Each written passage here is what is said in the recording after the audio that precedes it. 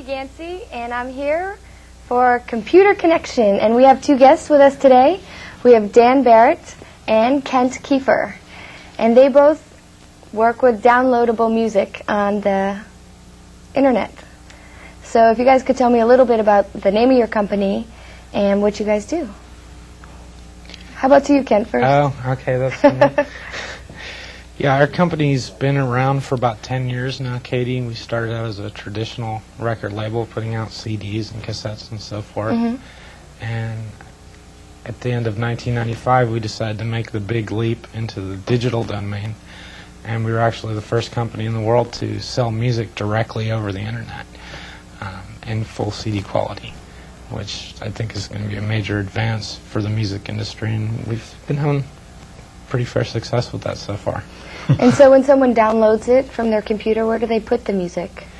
Well, there's a number of things you can do with a song after you download it. A lot of people are into the recordable CDs now. Okay. And of course you can record your own CD. You can play that in your car. You can play it in your CD player. Or if you want to do it in a CD-ROM format, you can actually fit 200 of our songs on one CD. And then you're able to sit there and have that's about 11 hours of music without changing discs.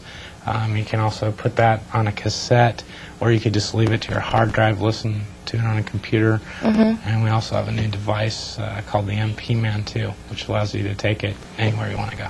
Okay, cool. And so, Dan, how do you play a role in this company as well? I've known Kent for about 8 years now. I was his vice president of operations way back then, and Kent has had a vision of the way the future of music distribution was going to be for a long time now, and I've always been into what the new technologies were that were coming along. So I always studied the science magazines and whatnot, and then Kent and I would meet every week, at least usually a few times a week. And I'd catch him up on, all the things I've been reading, what was gone. He would take the information I gave him and take that and put it into the three-dimensional plan he had in his head. Every time I give him a piece of information, he put it in there and formed Nordic Entertainment. Was it hard to form the company? Well, I mean, the music industry is a very tough business. I love music, and so primarily, I mean, it's been done as a labor of love. Although we have had, some pretty good financial success, and we've also had some great backers that have come and thrown us, $500,000 here and a little bit to develop this technology, and new technology is always that way. So, yeah, I mean, it's very tough to start out as an independent label and have success with that, especially on a shoestring. But we've managed to do it over a decade of hard work. Very hard work. So how many people work for you then with this company? Currently we have 12 employees, and I believe, if I remember correctly, 8 of those are full-time and a few part-timers. So.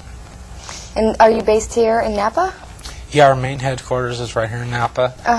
We moved from San Francisco a few years ago to Napa, which is a little bit more peaceful, I think, in environment than the city. It was kind of a nice change, actually. And to get to where you were with the computer, transferring all the music into digital, what was your background to get you there? Well, I started out actually as a musician, and I did attend recording school and got my degree as a recording engineer. And so I do have some formal training and background in music engineering, and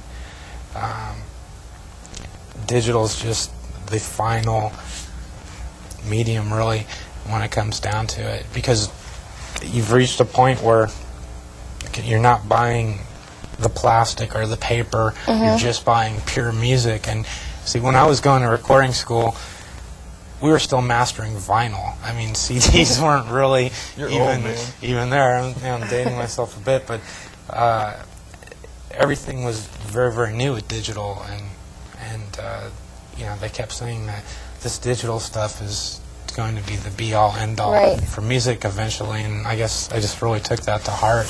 I guess, huh? And you stuck with it. So then you guys decided to go from producing CDs and start your website. And so what would a person see when they came to your website? Let's let people know, in case they've never been at your website, what to expect and how it would work for them. Sure. Well, I think, the key with any product or services really is distribution. So the first thing that we've done is there's actually a number of websites where people can go to buy our song files. So we've taken that content and really syndicated that. And we also have some online radio stations that we've done that with as well, and we've syndicated that across a network of 8 websites, and we're continuing to expand that. On our home site at nordicrecords.com, we have a variety of different items on there. You can go, of course, download music, listen to the radio stations, as I mentioned. There's also some music industry information, such as a directory of talent agents, a directory of managers, directories of publish. So some free resources on there. We also have free songs, too. So people can come out and try to download a few free songs to see how they like it. Right, I tried that, and I was able to play a few songs. Then I noticed they were a little, like a quarter to play a little longer, or... Yeah, and that's, they're in addition to the free samples, you can buy additional songs, and at 25 cents, that's way less than a fifth of the CD price. What's your average CD, say at a $15 price plan, it's about $1.50 a song. Right. Yeah, it's real interesting to see the differences that are out there, and that this is something new for people to take a look at. About as new as you can get. Right. Since we were first. You were the first one. Yeah, you can't get much sooner than the first time. So when was that you were the first ones? In 1997, and we launched the website in January of 1997, but we actually sold our first song files in March. March 5th. March 5th? What was the first song? It was actually Louis Armstrong, a very Nobody old knows song. the troubles I've seen. Is that true for both of you? We've worked hard. Yeah. So what's a day-to-day routine for the two of you? Is that a hard one? We wear a lot of hats. Yeah? Oh, yeah. So it varies a lot. Yeah, and generally, we work 7 days a week. And put in 80 to 100-hour work weeks, and Wow. it's really not work though, because if you're doing something you love, it doesn't seem like work. It's something that I enjoy doing. I can't wait to get up and start Really? working That's in the great. morning. Bounce on down to the office? We couldn't have done it if we didn't feel that way about it. Right. There's no way we could have gone through this and done what we did if we didn't feel that way about it. Right. So who created your webpage? We've had about 150 people work on the website. Really? Yeah, in varying degrees, including a number of interns from even High Tech High here in town, and all over the place, really. So it's really been, we've had so many people come and get behind us on this thing. Like I mentioned, as far as backers, and also people that have just come in and volunteered their time because they thought what we were doing was really cool and it was fun and they enjoy music. And we have a pretty laid-back work environment. That's one thing that the music industry does have to offer. It's a nice we listen to loud environment. music and smoke cigarettes. And, Nice atmosphere for work. so yeah, it's fun. We try to make it fun. And so when the volunteers come, what do you usually put them to work doing? Usually marketing. Marketing? Which is my division. There's not too many places you can learn about internet marketing right now, and we have things that you can't find anyplace else. We built these from the ground up. We've got some real hot guys, Kurt and Dave. Kurt, what's Kurt's last name? Zerzal, he's our Zerzal. chief programmer. Yeah. Okay. And Dave Walton. And they're both geniuses in their field, and they built everything from the ground up. We've got custom databases for every aspect of the marketing that would just blow your mind. What's in it? Could you give me one example? I'm not sure that I should. No? All right. We can't give away our secrets now. Fair enough.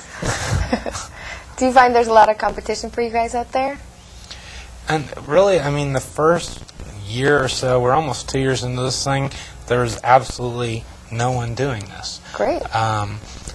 And Now there's a small company called Liquid Audio who's come along and tried to start doing this sort of thing. So what we did is we formed an alliance with them.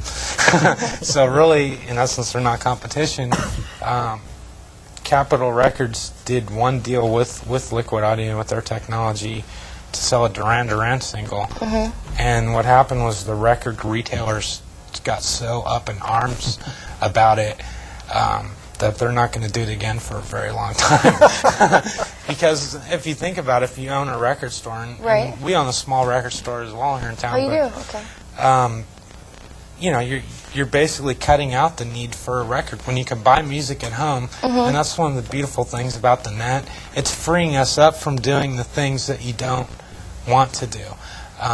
Like, I don't think, you know, people really enjoy having to go to a record store to buy music when you could sit there at your own convenience having a glass of wine, you know, relaxing at home and buy your music. Nothing's ever out of stock. You don't have to wonder if it's there. You can hear a sample before you buy. There's just so many benefits to doing it that way. And you can do it, you know, literally download a song faster than you could pick up your car keys and drive to the record store. And imagine, you know, what if you're in New York and it's 30 degrees outside and you have to dig your car out of the snow? Or like where Dan grew up, he was in a rural area. You had to drive 60, 70 miles into town to go to a record store. You know, so farm in Kansas. This would be perfect for you, keep you up to date on your music. Yeah. Do you also have links telling you about the musicians? Yeah, there's a lot of information on the site, original liner notes, lyrics, and sometimes links to their websites as well. And we're just adding a ton of information.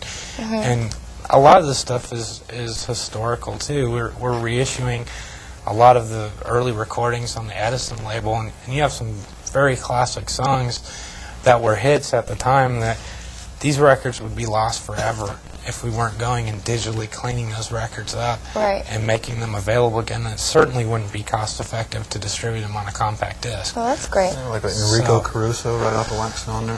Yeah.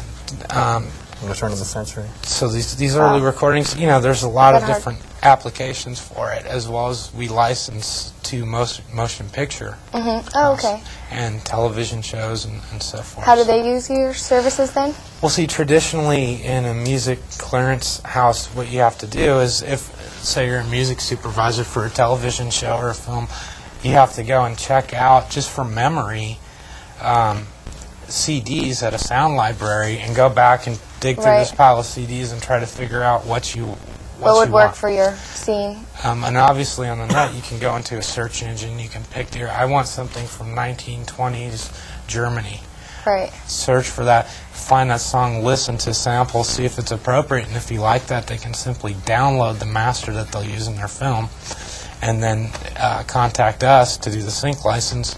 And it really is a great way for It's pretty fast and efficient, huh? Yeah. So there's just a tremendous amount of applications for out there for downloadable music, and the retail's, you know, just one of them. And where do you find all the music that you put on there? How do you get it? Well, where else but L.A.? L.A.? It's the entertainment capital of the world. That's where Don Blocker comes in. And Don Blocker is? He's the guy that, what's his title? Don's the VP of our publishing division, and he does all of our music clearances on the bigger catalogs. We have a number of A&R folks that do that bring in acts for our in-house record label.